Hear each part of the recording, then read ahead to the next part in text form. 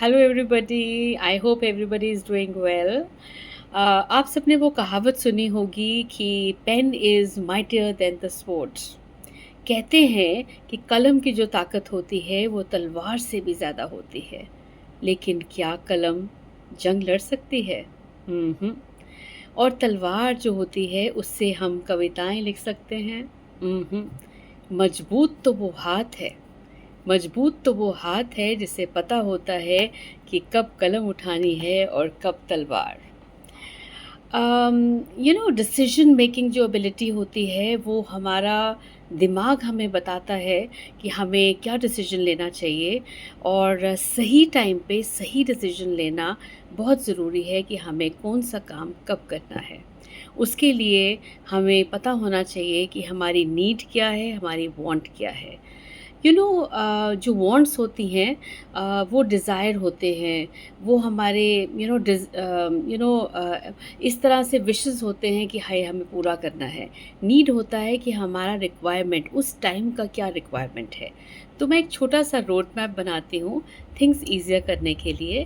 और वो road map है कि हम किस तरह से डिसीजन मेकिंग एबिलिटी को कायम रख सके। और वो एबिलिटी जो है उससे एबिलिटी सब में होती है, पर सही डिसीजन लेना सही टाइम पे और सही वक्त पे, सही इंसान के साथ और सही जगह पे, वो इम्पॉर्टेंट होता है।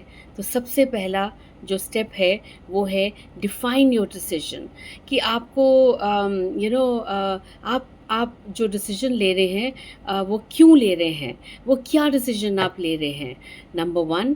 नंबर टू, कि what are the aims and objectives. उसका ऑब्जेक्टिव क्या है, वो डिसीजन लेने का रीज़न क्या है, उसका एम क्या है, ये बहुत ज़रूरी है।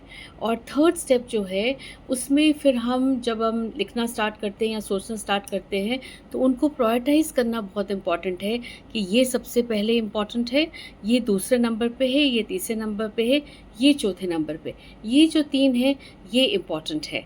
तो इस तरह से हम आगे बढ़ सकते हैं।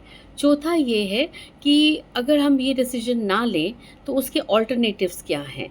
कि क्या हम अगर ये ना लें तो क्या हम ये ले सकते हैं। तो ऑल्टरनेटिव्स की भी एक लिस्ट बनाना बहुत ज़रूरी है। और पांचवा है कि इवैल्यूएट करो, एग्ज़ामिन करो उन ऑल्टरनेटिव्स को कि अगर हम उस चीज़ को छोड़ के ऑल्टरनेटिव की तरफ ऑल्टरनेटिव मतलब ऑप्शंस जो होते हैं उनकी तरफ ध्यान देते हैं तो हम क्या कर सकते हैं, क्या ये सही होगा या नहीं। वो जो कश्मकश है वो आपका, अगर आप लिस्ट बनाएंगे और रोड मैप बनाएंगे तो आपको आंसर ज़रूर मिलेगा। आप लिखते जाइए।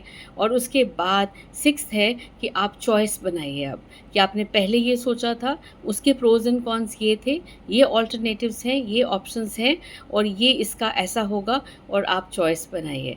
और चॉइस बनाने से पहले एक इम्पॉर्टेंट चीज़ कि ऑल्टरनेटिव्स और जो जिन चीज़ों की कश्मकश चल रही है, ये या वो, ये या वो या ये, उसमें रिस्क फैक्टर कितना है, ये बहुत इम्पॉर्टेंट है। अगर आपको आप रिस्क को आप लेना चाहते हैं या नहीं लेना चाहते, और अगर आप लेना चाहते हैं तो उसके प्रोज एंड कॉन्स क्या है। और उस समय आप ये लेने के बाद आप डिसीजन फाइनली ले सकते हैं, नहीं हमें तो यही करना है। इस तरह से रोड मैप आपका बन जाता है और आप डिसीजन ले सकते हैं। आई होप कि आपको मेरी ये वीडियो पसंद आई होगी। Thank you.